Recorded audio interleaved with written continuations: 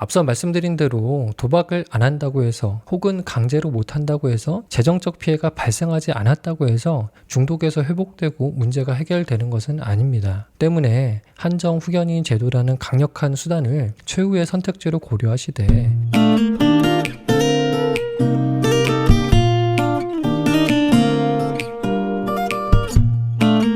안녕하세요. 마음치유공간 여백의 여백지기입니다. 오늘은 조금 무거운 주제를 다루려고 하는데요. 도박 문제가 발생한 경우에 대처 방안 중에 가장 극단적인 사례 중에 하나라고 할 수 있겠습니다. 바로 한정 후견인 제도인데요. 도박 중독 문제가 있는 당사자의 회복 의지가 전혀 보이지 않고 재산상의 피해가 너무 막중한 경우에요. 가족들이 최후의 수단으로 고려하는 것이 바로 한정 후견인 제도입니다. 오늘은 이 제도가 과연 도박 중독 문제의 상황에서 어떤 효과가 있는지 살펴보도록 하겠습니다. 먼저 한정 후견인 제도의 개념을 알아보겠습니다. 과거에는 어떤 회사에 취업할 때 입사 지원 조건에 금치산자와 한정치산자는 지원할 수 없음이라는 문구가 있었습니다. 금치산자는 심신상실의 상태의 사람을 의미하는 것이고요. 한정치산자는 심신상실까지는 아니고 심신이 박약해서 사물을 처리할 능력이 일부 부족한 사람이라는 의미를 가지고 있었습니다. 금치산자는 정신적인 제약으로 인해서 어떤 법률적 행위를 해도 원칙적으로 모든 것이 무효가 되는 것이고요. 한정치산자는 경미한 제약이 있어서 법적 대리인의 동의가 있으면 일부 행위가 가능한 것이었습니다. 예를 들면 치매나 정신질환 또는 심각한 중독으로 인해서 사리분별이 어려운 사람에게 법적으로 재산에 대한 행위를 제한하는 제도였다고 보시면 될 것 같아요. 예를 들면 치매가 있으신 어르신이 정신이 혼미한 상태에서 이자가 비싼 대출을 받거나 자기 집을 실수로 처분하는 등의 행위를 했을 때 한정치산자로 지정이 되어 있다면 이 행위가 다 무효로 처리가 되는 것입니다. 그래서 이런 방식으로 재산을 보호할 수가 있는 거죠. 하지만 이후에 이러한 방식의 제도가 지나치게 개인의 자율성과 권리를 침해한다는 등의 비판이 제기되기도 했고요. 이 법을 악용하는 사례도 있어서 민법이 개정이 되었습니다. 지금은요. 후견 제도로 명칭이 변경되고 내용도 일부 변경이 됐는데요. 금치산자는 성년 후견 제도 이렇게 변경되었다고 보시면 되고요. 한정치산자는 한정 후견 제도라고 변경되었다고 보시면 됩니다. 오늘 살펴볼 것이 바로 과거에 한정치산자라고 불렸던 한정 후견인 제도라고 할 수 있는데요. 도박 중독 문제가 매우 심각할 때 재산상의 피해를 막기 위해 법적으로 시행할 수 있는 강력한 조치 중에 하나라고 할 수 있습니다. 과거 한정치산자의 경우에는요, 법정 대리인이 당사자를 일괄적으로 보호하고요, 특히 재산과 관련된 권한을 전면적으로 제한할 수가 있었는데요. 한정 후견 제도로 바뀐 이후에는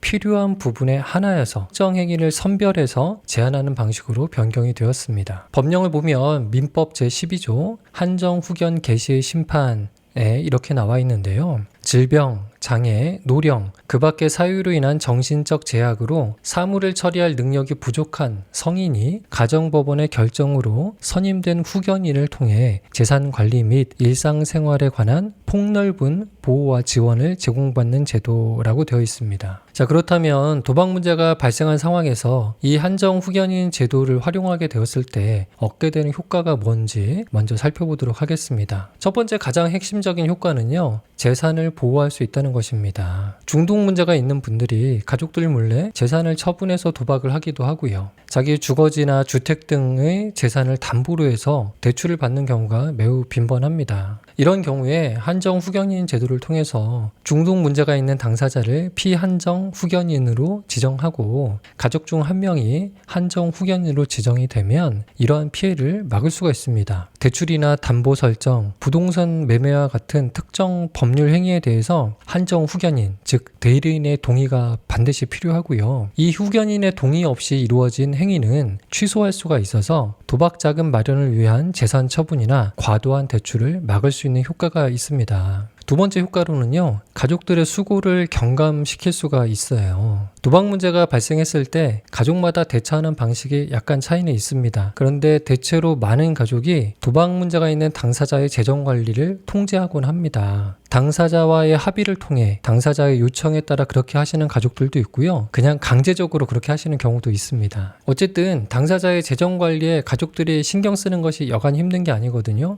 많은 에너지를 써야 하고요. 실제적으로 시간도 많이 소모가 됩니다. 또 정신적 피로감도 매우 큰 활동이라고 할 수 있거든요. 그런데 이렇게 한정 후견인이 되면 비교적 신경을 덜 쓰면서 안심하면서 지낼 수가 있게 되는 겁니다. 일일이 신경 쓰지 않아도 어떤 금융적인 업무를 하려고 할 때 한정 후견인으로 지정받은 가족을 거쳐야 하고요. 혹 몰래 어떤 재산상의 처분 행위가 일어나도요. 사후에 이를 무효 처리로 할 수 있으니까 세세하게 관심을 갖지 않아도 조금 안심하고 생활을 할 수 있다는 장점이 있습니다. 세 번째로요. 중독 문제가 있는 당사자 입장에서는요. 충동을 조절하는 보조 수단이 될 수가 있습니다. 도박 충동이 강할 때요. 실제 도박 행위를 하기까지 절차가 복잡하고 힘들수록 도박 행동 중단에 도움이 많이 됩니다. 그 긴 절차를 수행하는 동안 충동이 점점 약화되기도 하거든요. 혹 도박 문제가 재발되거나 도박을 했더라도 금전 거래에 있어서 후견인의 동의가 필수적이라는 법적 제약이 있기 때문에 상당한 억제력이 있다고 볼 수 있습니다. 또한 금전 문제가 발생하더라도요.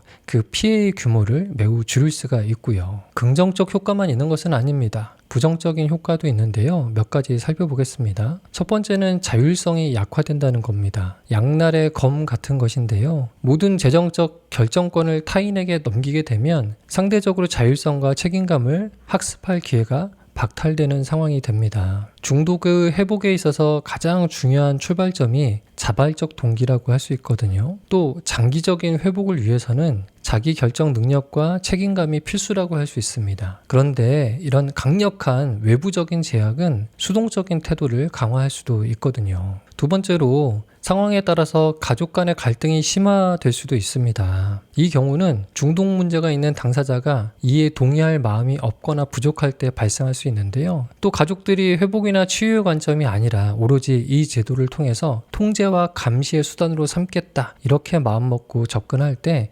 갈등이 심화될 수가 있습니다. 세 번째로는요. 치료적인 개입이 지연될 수가 있는데요. 재정적인 피해가 없고 도박을 안 하고 있다고 해서 치료나 회복이 되는 것은 아니거든요. 단순히 법적으로 금융적으로 제약을 줘서 도박을 못하도록 통제할 수는 있습니다. 하지만 이것이 회복과 치료를 보장하는 것은 아닙니다. 한정 후견인 제도는요. 재정과 관련된 증상만 제약을 줄 수 있을 뿐이고요. 심리적 상태나 신경생물학적 상태에 적절한 개입이 없다면 근원적으로 도박 중독 문제가 치료되었거나 회복되었다고 보기는 어렵습니다. 때문에 이런 강력한 제한과 함께 치료적 개입이 병행되어야 이런 변화를 우리가 기대할 수 있는 겁니다. 네 번째로요. 또 당사자는 사회적으로 낙인 효과를 경험할 수도 있어요. 한정 후견 개시 사실이 후견 등기부에 등재가 되고 또 이것이 공시되기 때문에 일부 사회활동이나 경제활동을 할 때 제약이 발생하게 되고요. 그때마다 자기 자신이 그것을 인식해야 되잖아요. 그런데 스트레스가 있을 수 있고 그런 것들을 어딘가에 열람하도록 자료를 제출해야 될 때 심적인 부담이 클 수가 있습니다. 마지막으로 또 한 가지 고려할 것은 당사자의 직업활동에 일부 제한이 있을 수가 있습니다. 피한정 후견인으로 지정되었다는 것은요. 사무 처리 능력이 부족한 상태일 뿐 완전히 결여된 상태는 아니라는 것을 의미하기 때문에 일반적인 취업이나 직업활동은 원칙적으로는 가능합니다. 하지만 우리나라 공무원법이나 지방공무원법에 따르면 피한정 후견인을 채용의 결격 사유로 규정하고 있거든요. 또 공인회계사나 법무사 등의 특정 전문 자격 취득에도 일부 제한이 있습니다. 물론 이런 관련된 규정은 실제 직무 수행 능력 유무를 판단하는 것으로 이제 변경되고 있기 때문에 변동의 가능성은 있습니다. 어쨌든 이러한 요소 때문에 직업적 활동에 있어서 일부 제약이나 불이익이 따를 수 있다는 점을 고려해서 현재의 직업이나 향후 취업 등을 고려할 필요가 있습니다. 제가 상담했던 사례 중에서 이렇게 한정 후견인 제도를 실제 활용하는 사례가 많지는 않거든요. 그 중에 2사례 정도만 간략하게 제가 좀 일부 각색해서 설명을 드리겠습니다. 한 분의 경우는 조금 부정적인 사례라고 할 수 있는데요. 도박 중독 문제가 있는 당사자의 단도박 동기나 치료 동기가 매우 약했던 경우입니다. 가족의 사업체와 자산이 중독 문제가 있는 당사자 명의로 되어 있었거든요. 그러다 보니까 재산상의 피해가 너무 막대하고 사업상의 문제가 너무 커져서 한정 후견인 제도를 활용한 사례였는데요. 당시 내담자분께서는 이런 법적인 제재 때문에 도박을 할 수는 없는 상황이었습니다. 하지만 단지 도박을 하지만 못할 뿐이고 심리적 상태나 생활 양식이 도박할 때와 크게 다르지 않으셨어요. 변하려는 시도나 노력 자체가 없는 상황이라고 할 수 있습니다. 마치 내가 도박만 안 하면 됐지 나한테 뭘 더 바라냐 이런 태도를 유지했다고 볼 수 있는데요. 당시 온라인 게임에 상당히 몰두하고 계셨고요. 게임이 유일한 낙이다. 이것마저 못하게 하면 난 살 수 없다. 이런 태도를 가지고 계셨습니다. 이 사례의 경우는 치료와 회복적인 접근이었다기보다는요. 재산과 사업에서 발생하는 위험을 줄이기 위한 목적에서 이 제도를 활용한 경우였다고 판단이 됩니다. 두 번째로 소개할 사례는 매우 긍정적인 경우였는데요. 이 경우는 도박 문제가 있는 당사자가 직접 한정 후견인 제도를 가족들에게 제안한 경우였습니다. 앞서서 여러 차례 도박 문제로 인한 채무가 발생하고 가족들이 또 여러 번 대리 변제를 했고 그리고 또 반복적으로 재발의 문제가 있었습니다. 제가 상담하던 그 시점에는 당사자가 도박을 끊겠다는 의지가 비교적 확고했고요. 도박 중독에 대한 인식도 분명한 편이었습니다. 오히려 가족들이 지쳐서 포기하고자 하는 그런 상황이었거든요. 당사자가 오히려 스스로에게 제약을 주기 위해서 한정 후견인 제도를 하겠다고 강력하게 천명하면서 가족들에게 이 제도를 이용하자, 한 번만 기회를 달라, 이렇게 하는 상황이었습니다. 이 사례의 경우는 상담을 하는 동안 긍정적인 변화가 많이 있었습니다. 가족들의 만족도도 매우 높았고요. 당사자가 능동적으로 치료에 참여했고 가족들의 신뢰를 얻기 위해서 스스로를 강력하게 통제를 했거든요. 가족들이 처음에는 반신반의했지만 이러한 작은 변화들이 계속해서 누적되면서 신뢰가 생겼다고 보여집니다. 당사자도 노력이라면 노력이고 연기라면 연기인데 이것을 반복하다 보니까 하나의 건전한 습관이 자리를 잡았거든요. 그러면서 삶의 태도나 삶의 양식 자체가 매우 긍정적으로 변한 사례였습니다. 정리를 한번 해보겠습니다. 한정 후견인 제도를 활용했을 때 긍정적으로 작동할 수 있는 조건이 어떤 것이 있을까요? 첫 번째는요, 예상되는 손실의 규모가 너무 큰 경우라고 할 수 있습니다. 특히 당사자뿐 아니라 당사자의 가족이나 그 사업체의 종사자들에게까지 피해가 커질 경우, 이러한 경우에는 강력한 제재가 필요하니까 이러한 선택을 고려할 수가 있을 것 같습니다. 두 번째는요, 당사자의 동의가 있는 경우인데요. 회복하고자 하는 동기는 분명한데 조절과 통제에 거듭 실패하는 경우 이렇게 강력한 외부적 제재를 고려할 수가 있겠습니다. 무엇보다 스스로 이러한 제약을 선택한다는 것 자체가 상징하는 바가 크고요. 실제로도 강력한 도박 충동 억제 요소로 작동할 수가 있습니다. 세 번째는요,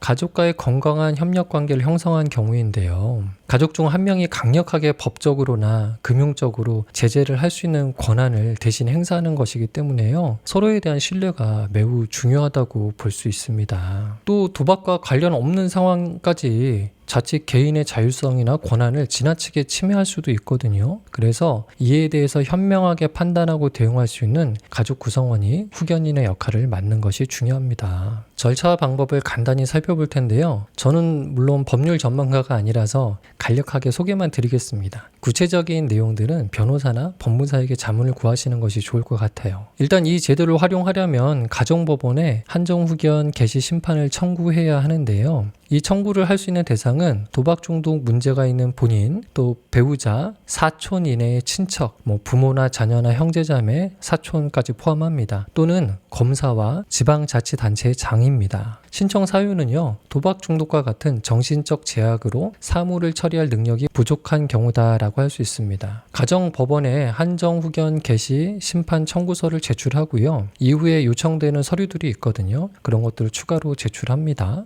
또 법원은 당사자의 정신 상태를 파악하기 위해서 의사를 통해 정신감정을 실시하고요. 이때 의사의 소견이 매우 중요합니다. 이후 법원에서 청구인, 본인, 그리고 감정을 했던 의료진을 불러서 신문을 하고 심판을 한다. 이런 절차로 진행된다고 보시면 되겠습니다. 이것을 시행할 때 중요한 것은 당사자가 후견인의 동의를 받아야 하는 구체적인 법률 행위가 무엇인지 그것을 정해야 하는 건데요. 예를 들면 100만 원 이상의 차용 행위 등에 대해서는 후견인의 동의를 받아야 한다와 같은 구체적인 제한 목록이 있어야 됩니다. 어떤 내용이 적합할지 이런 부분을 사전에 전문가, 상담사, 변호사 등과 상의하면서 구체화해 두는 것이 매우 중요하다고 할 수 있습니다. 한정 후견인 제도를 누군가를 통제하기 위한 수단으로 삼아서는 안 되고요. 한 사람을 위험으로부터 보호하면서 그 사람의 회복을 위한 최후의 수단이자 안전장치라고 인식을 해야 합니다. 한 개인의 자율성과 권한에 상당한 수준의 침해가 있는 사안이기 때문에 매우 신중하게 생각하고 판단해야 될 사안이라고 할 수 있습니다. 앞서 말씀드린 대로 도박을 안 한다고 해서 혹은 강제로 못 한다고 해서 재정적 피해가 발생하지 않았다고 해서 중독에서 회복되고 문제가 해결되는 것은 아닙니다. 때문에 한정 후견인 제도라는 강력한 수단을 최후의 선택지로 고려하시되 치료적이고 회복적인 방향성과 목적성을 꼭 고려하시기를